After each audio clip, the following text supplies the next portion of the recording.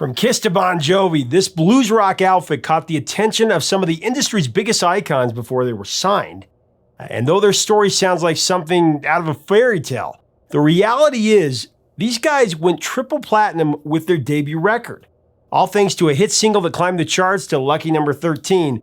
But could this band sustain their early momentum? Or would it all fall apart at the stroke of midnight? Story is coming up next on Professor of Rock. Hey Music Junkies, Professor of Rock, always here to celebrate the greatest artists and the greatest songs of all time.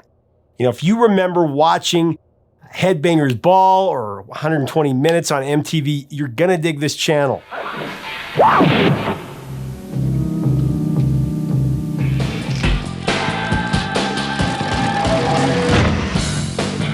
Breaking down the songs and artists that change it all, interviews. Make sure to subscribe below right now by clicking the red button so that you don't miss out on any of the interviews coming, the stories. We're almost to 500,000 subscribers, so we'd appreciate your help to get there. We also have a Patreon that you're going to want to check out where we have actually new material. You can also become an honorary producer, and it helps us to keep this a daily channel. So I'm excited to return to one of my favorite shows on here that we do on this channel. We call it Breakthrough. In this show, we break down songs, albums, or events that kicked open the door to an artist or band's career, and gave them that momentum to rocket to long-term success. On previous episodes, we've covered West End Girls by Pet Shop Boys, Bang a Gone, Get It On by T-Rex, and Silent Lucidity by Queensryche. Today, we're going to tell the story of one of the mightiest power ballads of the 80s by one of my favorite bands from the 80s. Very underrated, I thought. The one and only Nobody's Fool by Cinderella.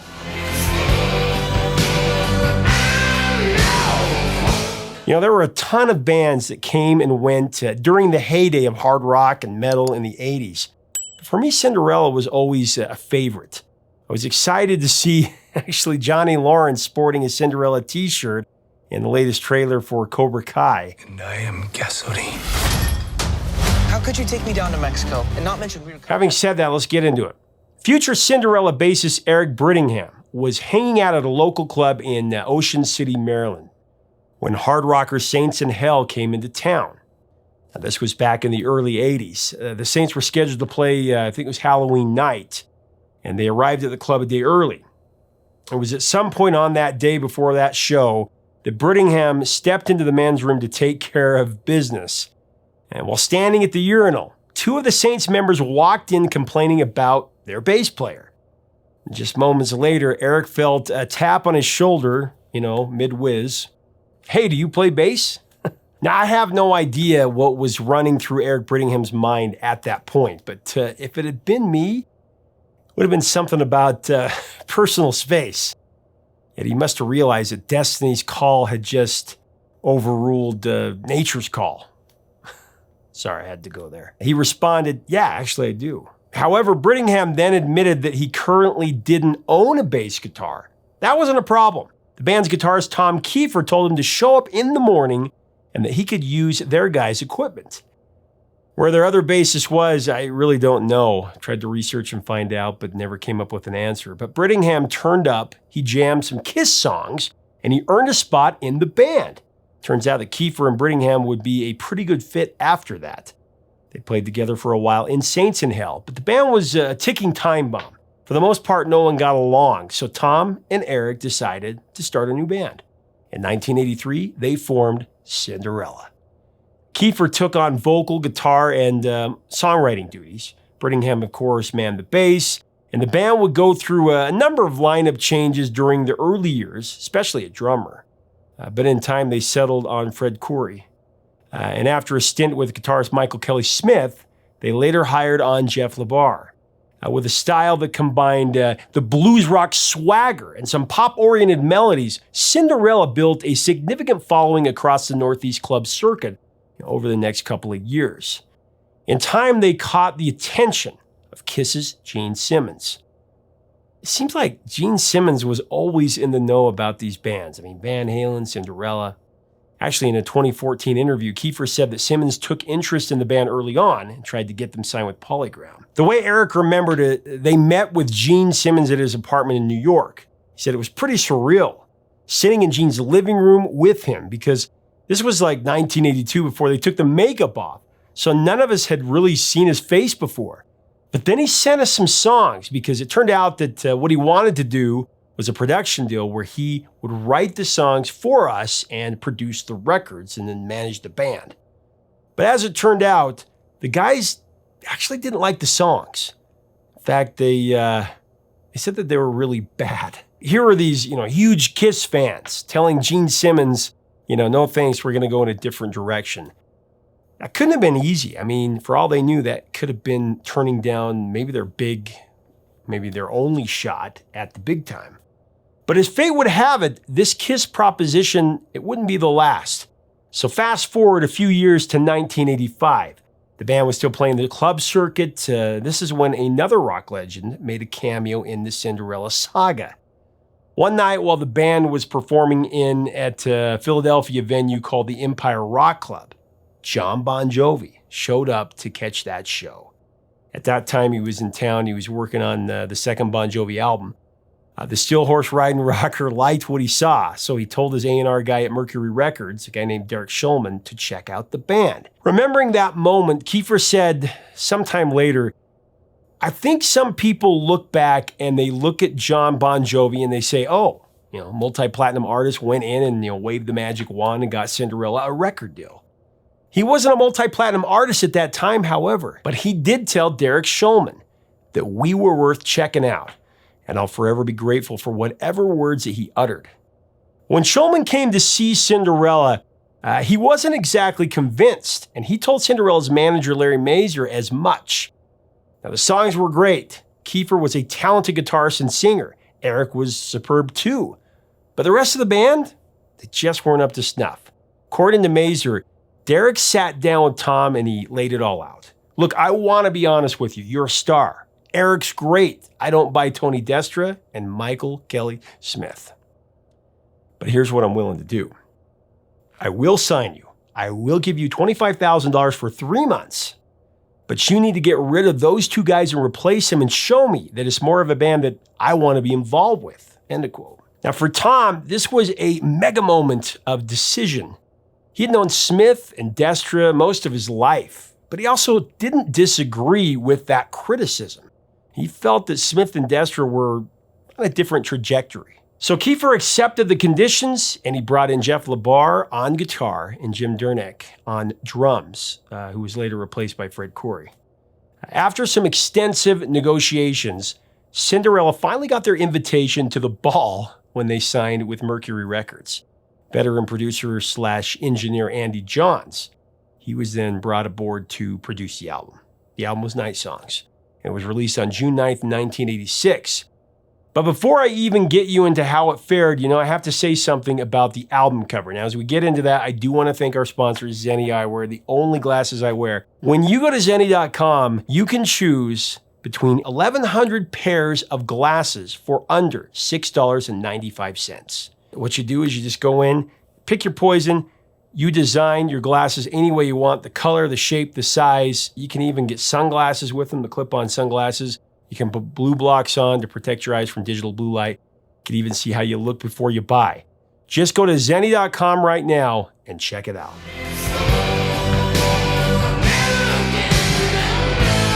Okay, so the album cover. The now famous album picture features Tom Kiefer and company decked out in full-on hair metal attire. In fact, they sported the 80s glam trifecta: big hair, leather spandex, and frilly lace. Let's just say it's a product of its time. Now, in later years, Larry Mazer defended the cover, saying that it was just about how everyone looked back then. Everybody had the big hair. They had the long coats, the ripped up this, the ripped up that. But according to Tom Kiefer, the cover they actually wanted was rejected by the label. Originally, Night Songs was written in water on the windshield of a car with light shining through it. There's no picture of the band at all, actually.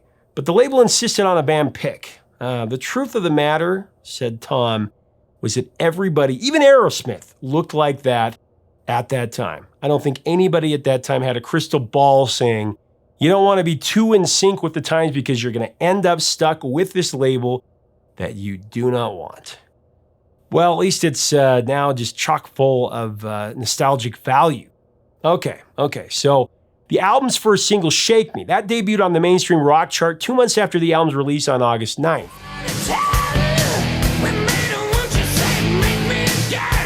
And though it reached number 41, it didn't chart at all in the Hot 100. In fact, Night Songs really didn't take off very quickly at all. It took some time. But it did gradually gain momentum thanks to some extensive touring. The album's second single, Nobody's Fool, that was released on October of '86. I don't remember the exact date. This one broke into the Hot 100 in November that same year.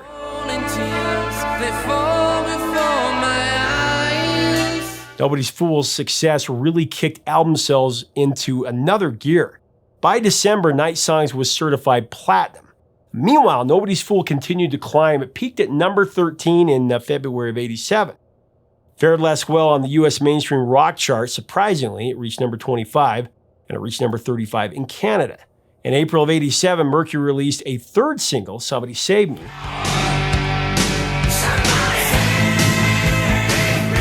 However, that was less successful in the Hot 100. It stalled at number 66. Really, Nobody's Fool should get the bulk of the credit for Night Songs' success. Night Songs actually went on to achieve triple platinum status a few years later in May 1991. And it's reported that during its zenith, the album was selling about 50,000 copies a week. Huge.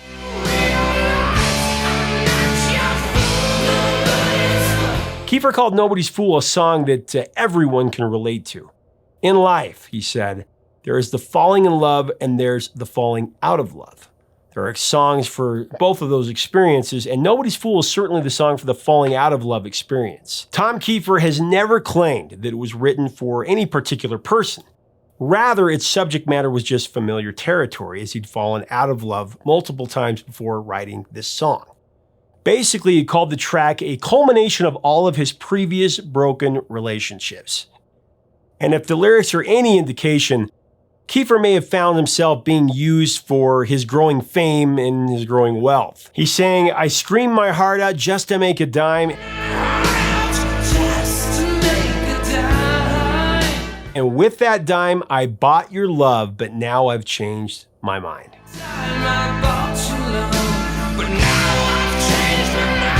Further, Kiefer elaborates, I count the falling tears, they fall before my eyes, seems like 1,000 years since we broke the ties.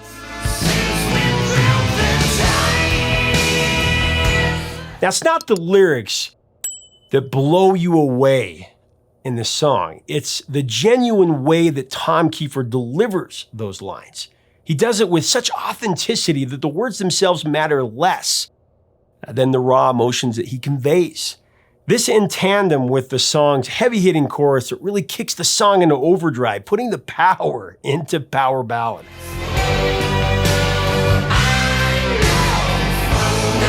And you really get that sense.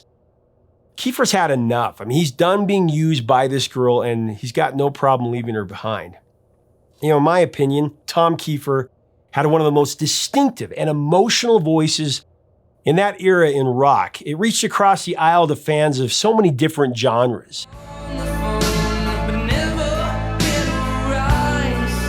Interestingly, Tom Kiefer and Jeff LaBar had a different plan for Nobody's Fool when they were writing the song. LaBar said something to the effect that they just wanted to write songs that rocked.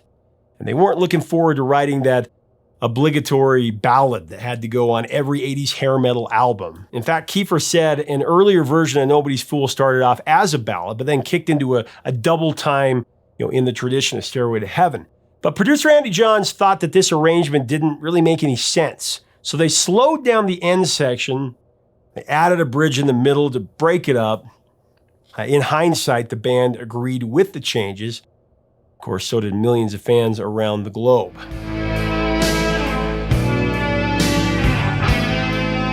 The song was the album's biggest offering, and it's hard to argue with triple platinum status. 3 million copies for an album, that's top level. And the song has only grown in audience since it was first released.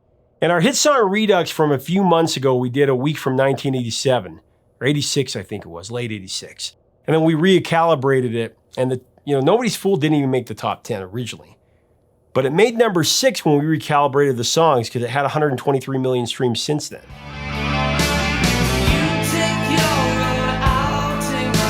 I've got to talk about the music video as well. I remember this one so well. The band just couldn't resist playing off their name, using all kinds of Cinderella motifs. In fact, they also did this for their previous single, Shake Me, which includes chores, wicked stepsisters, and a plain Jane girl who's transported by a magical guitar to a sold-out Cinderella concert as an 80s pinup rocker.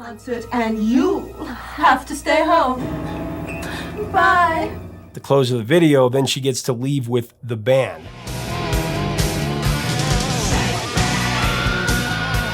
The story then picks up with the Nobody's Fool video. Here, the Cinderella girl, still dolled up, accompanies the band to another performance, and the stepsisters make another appearance as well, this time with clocks on their heads. Guess it's symbolic.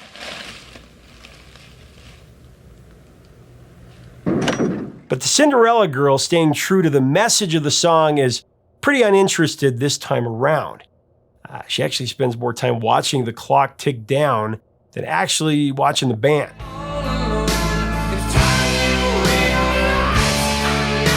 She then runs out of the venue, and after arriving home, she flings herself onto her bed, and there she transforms back into a plain dress at the stroke of midnight.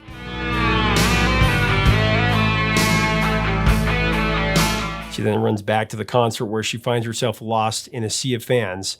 But of course, as the video closes, Tom Kiefer gives her a knowing look, and the fairy tale is complete. You gotta love 80s music videos. They're just the best.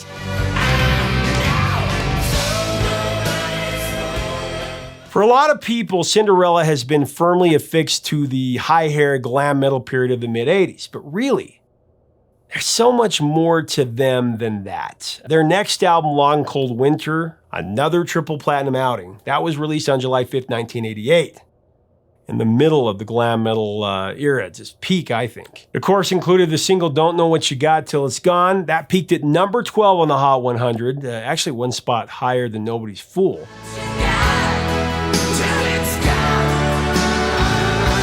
And also included my favorite song they've ever done, Coming Home. That went top 20. Such a great song. We're going to cover that one for sure. I want to interview Tom Kiefer.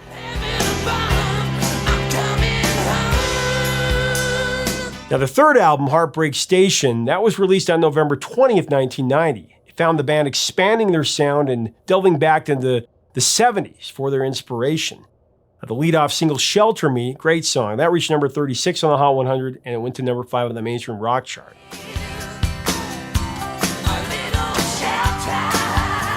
Heartbreak Station went platinum just months after its release in February of 91. Now, from there, Cinderella faced some rather difficult challenges. Longtime drummer Fred Coury, he quit the band.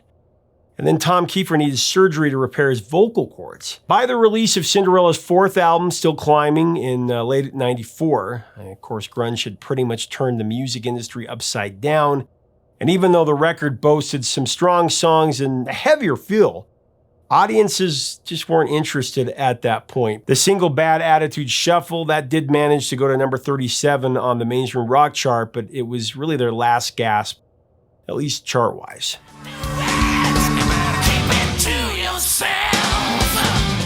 Still Climbing only reached number 178 on the Billboard 200 album chart, and as a result, they were let go by their label Mercury. After that, Tom Kiefer moved to Nashville to work as a songwriter, and he played songs with Leonard Skinner and Andy Griggs. And later, Cinderella would reform to tour for several years. In addition, Tom Kiefer put out 2 really good solo albums. You should check them out. The Way Life Goes in 2013 and Rise in 2019. And just recently, on July 14, 2021, guitarist Jeff LaBar passed away at age 58. Nobody's Fool was featured in 2008's The Rocker. And on multiple occasions, Tom Kiefer has teamed up with Lizzie Hell from Hellstorm to sing the classic 80s hit.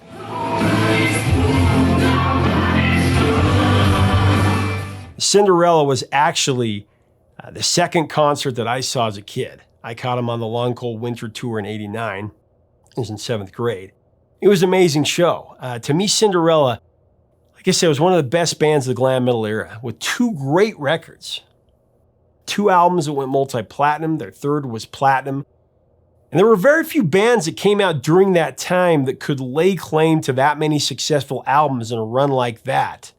That Cinderella had from 86 to 91. But it all comes back to Tom Kiefer, the heart and soul of Cinderella. He had a voice that made you stop dead in your tracks and listen. And Nobody's Fool was the one that started that explosion and allowed the band to go toe-to-toe with just about anybody in the late 80s.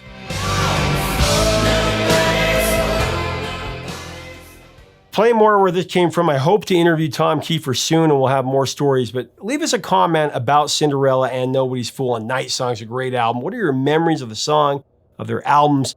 Let us know below. Let's have a good discussion. If you enjoy 80s rock, be sure to check out some of our other episodes that to kind of fit in this category. We've done features on Quiet Riot's Come On Feel the Noise, White Snake's Here I Go Again, Skid Row's 18 and Alive, just to name a few. Also, if you haven't already, make sure to subscribe below so that you never miss out on our videos. Your part in this community really makes a big difference in helping us keep the music alive. That's the mission. Check us out on Patreon for even more content. Until next time, 3 chords and the truth, my friends.